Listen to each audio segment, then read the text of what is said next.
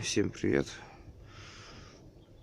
Первая попытка была холостая, то есть у меня в первый день, точнее в первую ночь мышеловка вообще не сработала.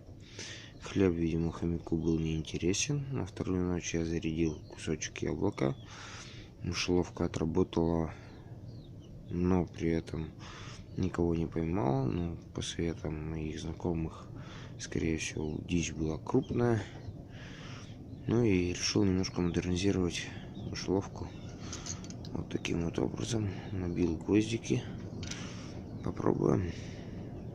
Еще одна ночь впереди. Проверим, как сработает.